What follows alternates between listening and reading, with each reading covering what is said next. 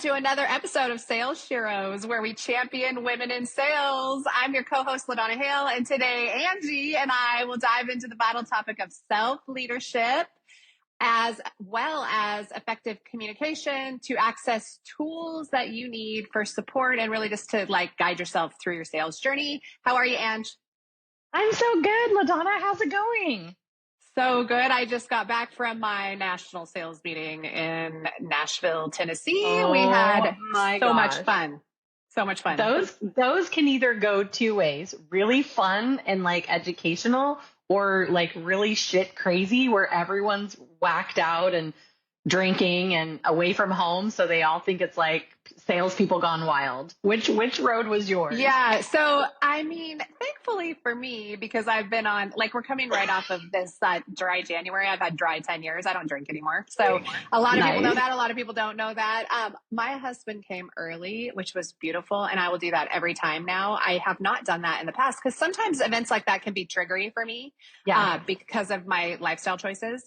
And because of why I made the lifestyle choices I made. That's another episode. I had Brooke come early, which was really super fun. Oh, awesome. Yeah. And that's fantastic. Yes, it was so good. We listened to music all weekend. We had 2 full days that we just got to eat great food. I have a friend I went to high school with who writes music in Nashville and also plays at a couple of the funky little bars down there. And so we just listened to the best music and then went back to places you and I had gone. I went to church where our friend Jennifer got baptized at a conference a few years ago. It just was so much fun. So I went into the meeting with such a strong, great mindset because I had set myself up for success. So it was really great. It was phenomenal. I love my company. So I'm very blessed that I work for a really great company. So, and then I also, I was chatting with a few sales reps that are in other regions and I was like, how are you feeling today? And they're like, oh I'm dying. And I'm like, they're like, how are you feeling? Yeah, totally. I said, I'm feeling great, actually. I'm great. I don't miss those sales conferences. And when I started my career, I was all in, jumping in, felt like I had to participate. And then I started feeling the effects of it the next day because they do that. Here's your welcome cocktail party. Then the next day is you have to pay attention for 8 hours in a conference room. And then you do another evening event. Then the next day is you have half a day in a conference room. So yeah, I could throw down sometimes with the rest of them, but I choose at those events you're still a work event. You're still having to mind your P's and Q's, but I'm excited that you guys got to go to Nashville and have a good time. And it's always fun when you can do a work travel trip and bring your family along and figure out how to fit them in. So I'm really jazzed that you guys had the chance to kind of have a little bit of husband and wife time. So you haven't had that in a while. We haven't. So what are we talking about today? So we're going to really talk about the importance of self-leadership. So this isn't being driven by your own leadership, your management, or whatever leadership people you follow, right? Because I follow people outside of my corporate sales career for leadership goals also. I look inward, right? I lean on my leadership inward, but I really rely a lot on my own self-driven leadership.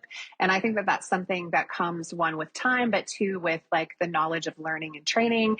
And it's really the cornerstone for success, in my opinion. Success as a sales rep starts with leading yourself by taking control of your actions, taking control of your mindset, taking control of goals and writing your goals.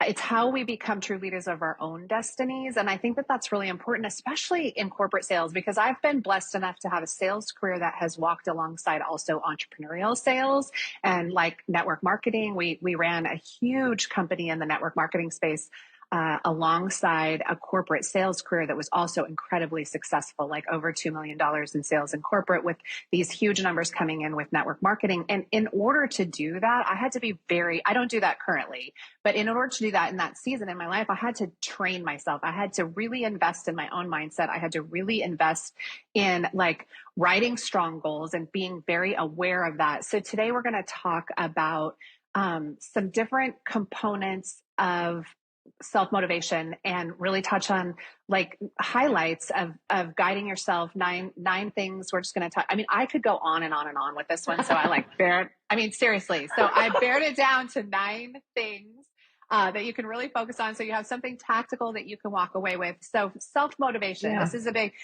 one for me. Find your why, what drives you. And this is something that they don't talk about often in corporate sales. I've been in corporate sales for 30 years. I've worked for floor covering dealers, manufacturers, distributor. So I've been in different facets of the corporate sales world in the flooring world, as well as I had a couple stints where I did sales in the medical space, medical device and pharmaceutical sales. And I never one time in the corporate space had anybody in leadership ask me what my why was, what drives me. And so if you're in corporate sales, especially, you need to figure that out for yourself, because when you know what your intrinsic motivators are, what moves you forward, then it is a lot easier to walk in self-motivation, right? So Yeah. self-motivation is really getting to the core of what your why is and knowing what that is. Like I own Yeah. I own some property that I want to put a flower farm on at some point in my life. And in order to do that, my sales numbers reflect what I earn, what is like a driver for 5 years from now, having a small cabin and like a small flower farm on that property. So I Yeah. know what my why is. My family's a strong motivator for me. So that's something that really dig into, really get into the weeds of that. Learn how to set realistic goals, goals that are attainable. Learn how to stay positive through gratitude. Like I love the art of practicing appreciation, like really a strong gratitude practice where you really feel the appreciation for the things that are driving you and keeping you healthy. And then for me, self-motivation also stems from like really giving myself treats, like going 2 days early, spending the extra money for my husband to be in Nashville for me, allowed me to set myself up to celebrate our last year. I got a pretty incredible bonus at the end of the year. I'm very proud of myself for that. This was a way for me to, yeah, thank you. It was like such a blessing. It's such a great time. I got to reward Brooke. He's starting something new. So we celebrated some big wins and some small wins all at once this weekend. So just learning how to do that for yourself. It may be as simple as a new pair of shoes, or you really love a special cupcake place, or you have a special wine that you love. So you buy yourself a new bottle of wine, or mix yourself up a mocktail if you're like me. So those are the things that I really pull from for self-motivation. What about you, Ange? Yeah, I mean, hitting the nail on the head, and you're right. We could go on and on with this topic, and we've talked about it extensively. So I know this will be one of many we chat about. So it's interesting in corporate sales is that they come in once a year, do the hoorah rah at your sales kickoff, and get you motivated. Let's go. Here's the pitch. Everybody bond, and then they kind of send you out on your way. Well, then you have another 364 days throughout the year to figure out how to keep yourself motivated, and that's really challenging. And so, I'm with you. I've done enough personal development in my time to get to where I'm at today. But when I started, I didn't know how to self-motivate. And I feel like, now that I've been, 30 years in sales, working corporate MLM, personal businesses, I can finally say I know how to do that. But for a lot of our Sheros out there that don't know how to do it, you're spot on with finding your why as being the first one. Why do we get up every day to do the grind? Honestly, why are we doing that? It isn't just to pay bills. It's literally to live, right? So for me, it's number one, same with you. It's finding out my why, my family, my friends, my travel, my laughter. I love to laugh. So all the things that are important to me. Setting the realistic goals do keep you motivated. Coming back to, yes, you can set realistic goals against your sales quota and attainment and things of those nature, but also goals that you're going to do every week. Even if that goal is, I got to get out and walk today, like something that keeps your mind fresh. So you're motivated to say, okay, I'm going to sit at my desk again for another 6 hours. I got to get my ass up and get outside. You know what I mean? So those goals are good. People that are listening, I'm really positive. I bleed positivity as often as I possibly can. I know it's super annoying to my current sales team that when we do our sales calls, and I'm always like, let's go, we can do this. But that is a mindset. It may be annoying to some people, but I have to talk myself into positivity every single day, because especially working corporate, you're faced with things that are completely out of your control. So you have to be able to navigate through that quickly and effectively. So I choose to do that. And I'm with you on celebrating the wins, 100%.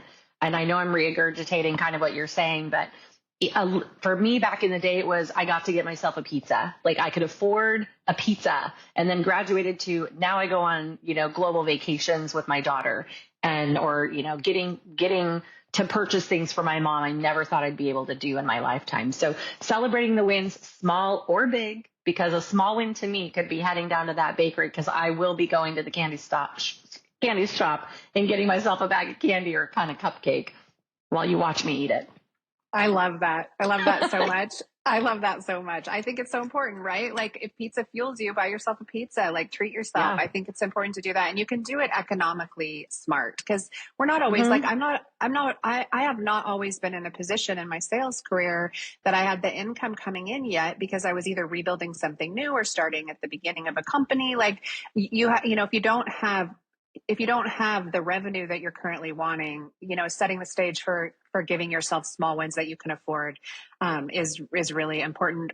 The next thing I wanted to talk about is resilience because it sales is challenging. There are going to be times that I mean, there have been many times in my sales career that I've wanted to quit. I'm like, I'm throwing the towel in on this, and I've had to like really like evaluate the company one, you know, does the company I'm working for align with my value proposition? Is this where I need to be? Because I have made pivots in the past because it wasn't where I needed to be because it didn't allow for the same, it didn't have a value proposition, value alignment that aligned with where I was going, my goals. But sometimes it's really that I wanted to quit because it was hard.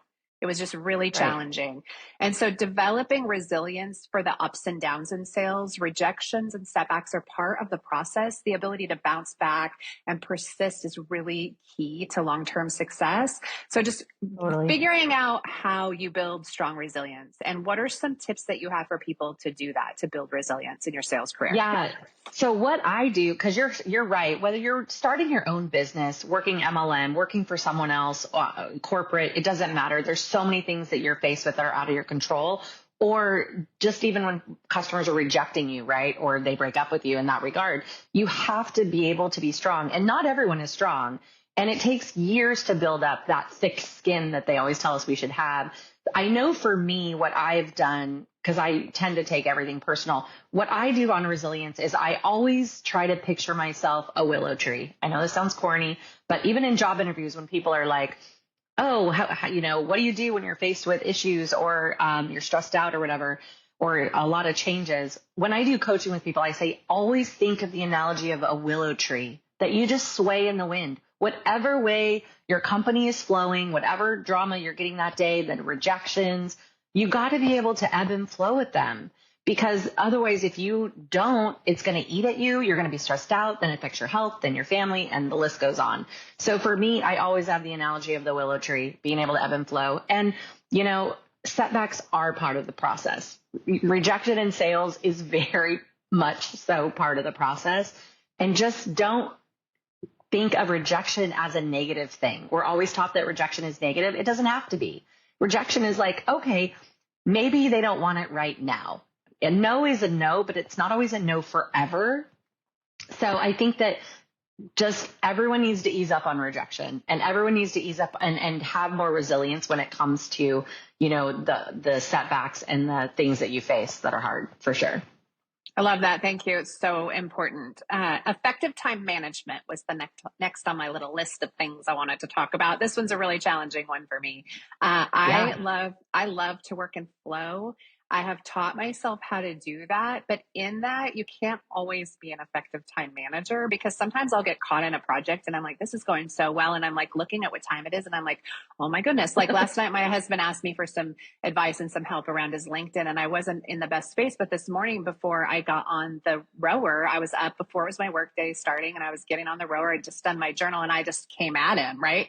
And he was like, I asked you for help with this last night. And I was like, well, that wasn't the right time for me. But he was really good. And he's like, boundary setting here. I've got some things to do for work. I can't do that right now. Right. So for me, I like when I'm creative and at my best, I know is in the morning. It's that first 4 hours of the day for me. I've just learned that some people do better at night. Some people do better midday. Like mine is really the morning hours. And so I try to prioritize my tasks based on that. And I try to get the things done that may feel like the most challenging or the most necessary for moving my goals forward. Those things are the things that I try to check off the list first thing in the morning. And then in that time management, I also will set deadlines for myself. I have tried to create, and I'm going to say this, I attempt at creating a well-organized schedule on a regular basis. I think it's also really important to recognize what you have strengths in and what you don't have strength in. So if you need to hire someone to help you with your time management skills, find a coach to work with you around that. Find tools and things that work. Try it. If it doesn't work, ditch it, find something else. But like effective time management for me is always kind of being able to work in a flow and then finding things that can help me with my skills. Like I use my CRM, I recheck in, I put in, like, if I have a project that I know is coming up, then I have a pretty strong system on how to effectively manage my time. But it is definitely because it's something that will create higher impact in your sales. It's important to pay attention to. It doesn't mean that you'll be a master at it. So just be gracious, give yourself grace. But learning how to be more effective with your time management is important as a sales rep. Yeah, I agree with you 100%. I look at things a little bit different. So, I mean, we're championing women in sales. We love our men allies and they have a lot of these problems too. But I'm going to speak to the ladies for a minute. When you have a job and you have a family and you're doing all the shopping and you're doing all the things, there's only so many hours a day. And then you'd like to fit in reading a book or taking a bath or going to the gym or meeting a girlfriend.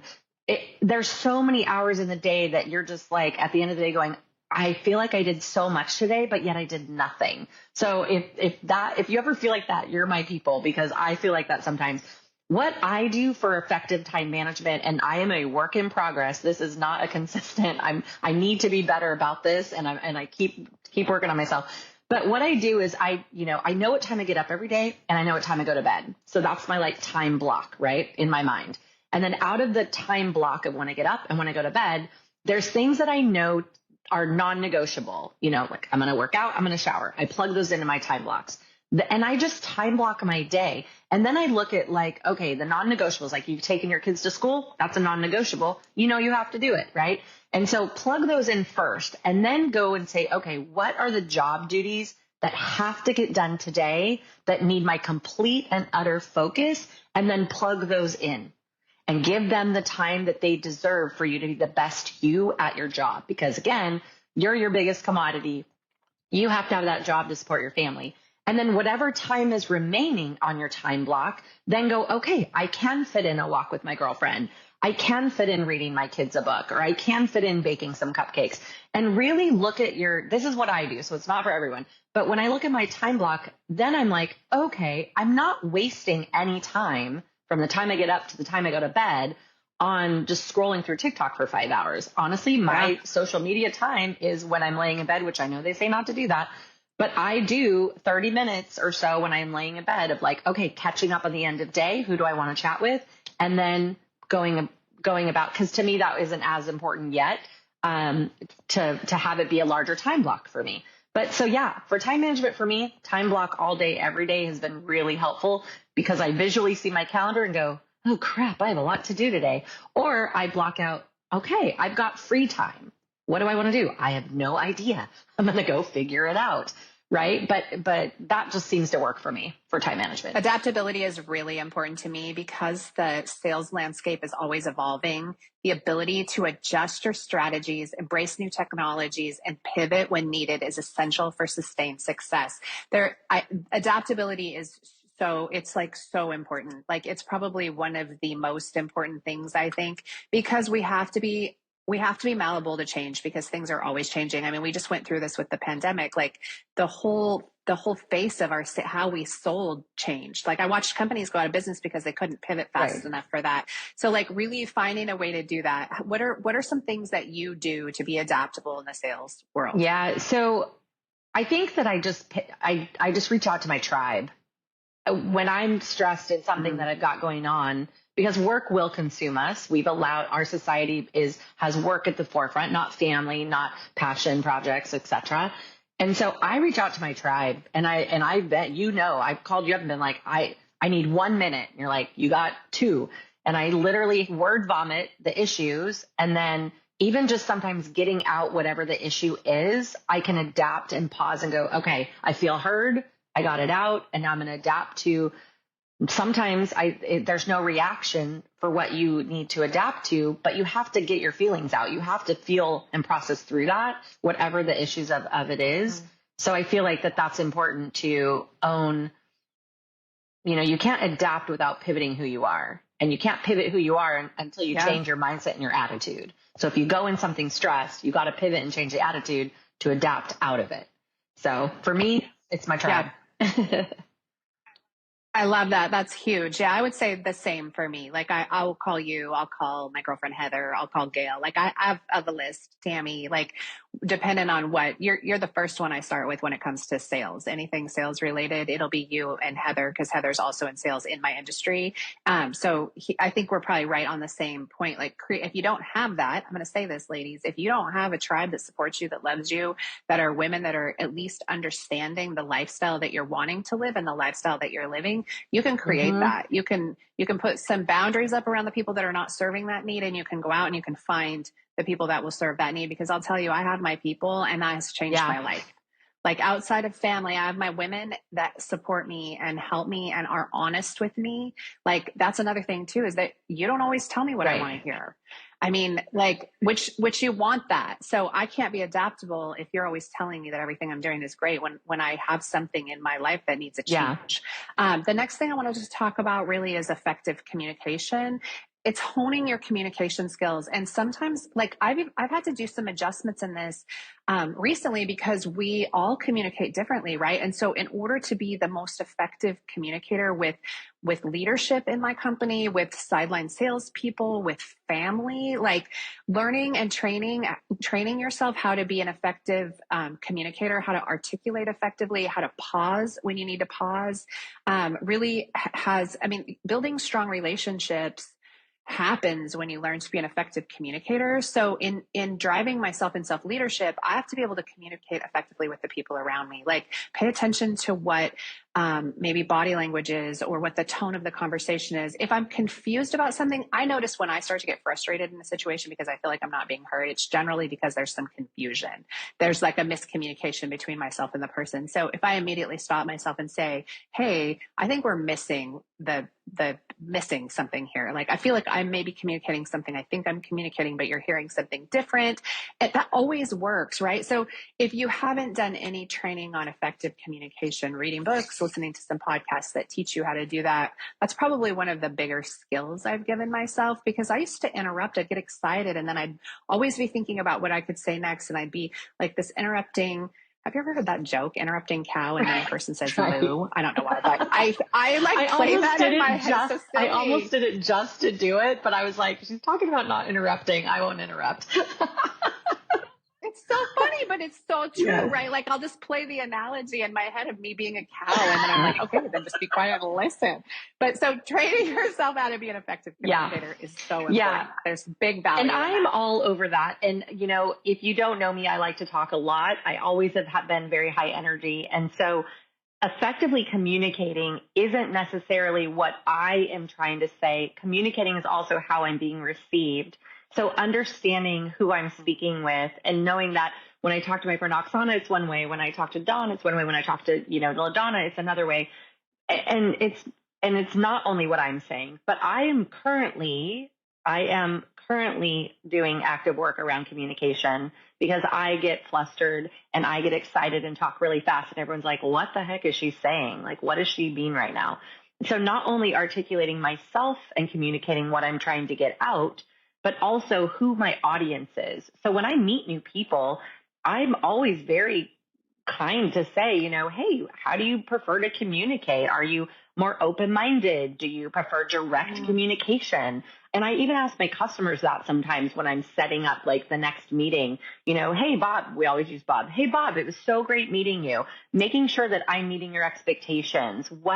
How do you like me to communicate? Do you prefer direct transparency? Do you prefer just to the point? Like what is it that you receive? And a lot of times they look at me like I'm, you know, okay, why is she asking me that? But then as I start building up the communication, understanding how they're receiving me, that's so important in sales, right? And in life, really. So yeah, I think the communication, I'm currently training in it right now. So I love that. And I want to say this because what Angie and I does is not, we don't do is what Angie and I do is not as much online in communication using like social media with our corporate jobs. So I want to say this because we do have some people that listen that are sales sheroes that are selling in the network marketing space or online and using like social media. what Angie just said rings so true to me.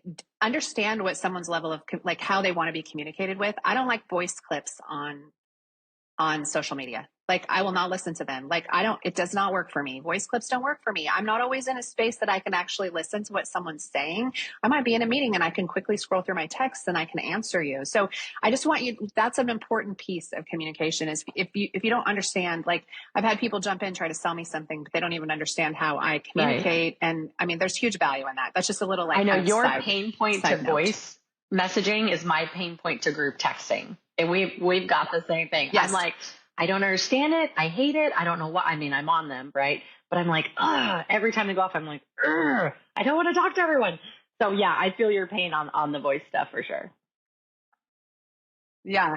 And then clarity of purpose is the next thing. So understanding really what your vision is, what your values are, having a very clear sense of purpose to guide your decision-making process and the actions moving forward. Self-leadership really comes from that. If you know your values, you can set strong boundaries. If you know what your vision is, then it can go back to what we talked about in the very beginning, which was find your why. I had to look at my notes. Find your why. Like, really important. If you know what your why is, then your clarity of having your clarity of purpose defined, those kind of go hand in hand to me. So really mission, vision, and values, and being able to stay strong and knowing what that is and reevaluating that, because sometimes it pivots. Sometimes your value proposition may change. Sometimes what you're running and going for may change. What are your thoughts? The mission, on vision, and value is huge, right? I mean, at the end of the day, we're all business people, whether that's our own personal business, corporate business, MLMs, it doesn't matter. Even if you're an at-home mom, you're running a business, you're running a household. So, or at-home dad. So we all have that business. So the mission, vision, values is key. You know, you don't have to go out and get a big book on this or read about it. Grab a piece of paper. You know, just write down what's important to you. Stick it to the fridge with the kids' pictures, wherever you want to do it. I do a lot of my mission, vision, values, and I fold it up and I travel with it when I travel. So when I am traveling somewhere in kind of like having compromising, not good for my mental psyche conversations with people, I have something to reflect back to at the end of my evening before I start the next day. So yeah, mission, vision, values. And you're right. They do go hand in hand with the why at the beginning. Yeah, I love that. We talked about effective time management, continuous learning, cultivate a growth mindset, staying curious, really seeking knowledge and adapting to new insights and skills for self-improvement, listening to our podcast. Thank you very much, because we love to share the things we know. This is a piece of that continuing education, right? And if it's not our podcast and it's someone else's that really resonates for you, like, in order to constantly be evolving as human beings, we should always be focused on evolving. Then continuous learning is really, really so important. What are some of your favorites? It's interesting because, you know, up in this digital age is a game changer. Knowledge is everywhere. Education is free and it's everywhere. And so back in the day, I'm dyslexic. So reading, it would take me twice as long to read a book. So when people are recommending books to me, I'm like, I don't really want to read it. You know, I like to read. It just takes me twice as long to retain it. When audiobooks came out and then when podcasts came out, I mean, there is not one topic that you cannot Google out there and get on and learn something. Now, granted, it might not be from someone that you're really resonating with, but there's a topic for everybody out there. But it takes a little bit to find what you want to like absorb and your niche people. And we thank all of our sales Sheros for jumping in this podcast with us, because you're right, LaDonna, sharing our knowledge out. You know, we do side coaching on the side with people, but being able to do it to the masses like this, that has been a dream of ours forever. And so, yeah, let's share it with each other, because knowledge is power. That's an old saying. It'll always be a future saying. So yeah, let's keep on sharing all of our tips and tricks with folks. I love that. Thank you, Angie. Really powerful, because I mean, really, we've had people ask us that, what's the goal for us in this podcast? And it's really to bless other women with the knowledge that we have, and be able to help someone and be insightful. And what better way to reach people? Balance and well-being is the last little piece of what I wanted to share today, and really prioritizing your self-care, maintaining your physical health. I'm going to just talk about this. I had some notes written down, but I'm going to kind of ditch that in my mind, because really this is where I focus on what's called the Focus 5 that my daughter and I came up with a few years ago. And I'm actually, I have the workbook rewritten into a 21-day format, because the format we wrote we've found is challenging for people to get through in a 60-day or 90-day format. And I pared it down to 21 days, but this is the gist of what has like really been life-changing for me, is to look at your life in terms of picking a focus in 5 areas. And for me, that's finance, business, my career, and my physical well-being, my personal relationships, and my spiritual practices, and really having one thing that I'm working on evolving in that area. And then that allows me to be balanced, because the myth of balance is sort of it's a misnomer. Right. Like I couldn't have been balanced as a single mom with 2 kids. I couldn't have been balanced as a single mom with a stepdad when I married my husband, and 2 kids going 2 different directions, playing club soccer and one with a horse. And I mean, all the things, right? Like there just was no balance in that. That's ridiculous. And so I found myself really frantic at that time in my life. And then I went on a mission to find some things to teach me to do this better. And I wish I had learned this back then, like prior, is that your life is going to be busier at different seasons. But if you're always like, I know if I don't eat clean and I don't eat relatively healthy, I mean, I have some times where I'll eat a whole half a box of cookies because I love sugar and that's a vice for me. But for the most part, I try to stay away from sugar. It just affects me negatively. And so I can evaluate. So I have my 5 things I'm always evolving and working on. And on Sundays, I look back, where did my time get spent in those 5 areas? And if there are 2 or 3 that were missing that week, then I remind myself to incorporate those into my time management skills. They get added, right? That's where, because I'm weaker at time management. So sometimes things I'm the best at work, and I'm honestly, I just know this about myself. I like to work. I like to make money. I could work all the time, and that's not healthy. It's not healthy. And so it's like remembering to have fun and remembering to spend time with the people that matter the most. If you have your 5 written down and at the forefront all the time, then when you master one, like, I mastered always walking 1 mile a day every day. So that's a habit for me now. So now I've incorporated other things in there. I'll work out 3 days a week at the gym, and I'll lift weights 3 days a week, and I do stretching every night. It's like, it grows because I always have one thing in that area that I'm working on being better. Yeah, that's awesome. And, it does take a little while to kind of get your balance of, the whole work-life balance concept, but like just physically and mentally getting it all dialed in together. It takes time and energy to do that. And you have to be consistent, because the only person that's losing is you. So by putting any type of those types of things in place is only going to serve you. And you're no good to anyone. My family was last, but I mean, I always tell them, you're no good to anyone if you're broken. So working on you and making sure that you're balanced, that's the most important thing. And it's hard to do that. So for me, I mean, it's making sure that I'm doing things that make me happy and laugh and lighthearted, because my work can be very stressful, very time consuming mentally. And so there's times where, people laugh at me. I have a Pac-Man game in my house, and they're like, what do you do with that? And I said, that literally is my stress reliever, because it's no brain cells, playing a video game, eating a candy bar, just acting like I'm 16 again, and just getting a break, like just mentally getting that break. So I know a lot of friends, they like to, I have a girlfriend, Oksana, she loves to work out. Like her thing is working out. Like that's her thing. It gives her clarity.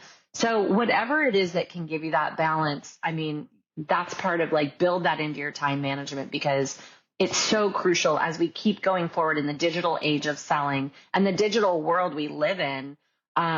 We're just inundated with everything constantly. So that's so important. I'm glad you added that to this self-leadership, and we probably could have even made that number 1, because it's really so important. Yeah. Agreed. Yeah, really, that's all I had today, Ange. I'm like thrilled that we're here together. Do you want to give people some action items? So you guys, okay, self-leadership, I would not even be in this leadership mindset without the help of LaDonna and her family, who did do this workbook many years ago that I started to, kind of be a guinea pig for. It's really important, and it really does help give you clarity. So assessing your leadership skills is important. What habits can you cultivate to enhance your personal and professional growth? That's a question we're asking out to all of our Sheros today. Second, hone your communication style. Be clear, assertive, strategic in expressing your goals. It's okay to ask for what you want if you're asking correctly, right? Third, practice active listening.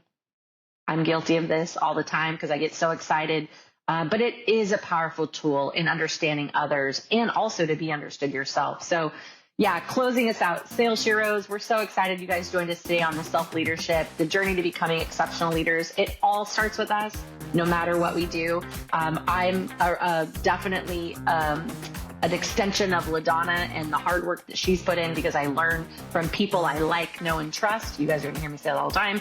So self-leadership and effective communication, they're not just skills, they're our superpowers.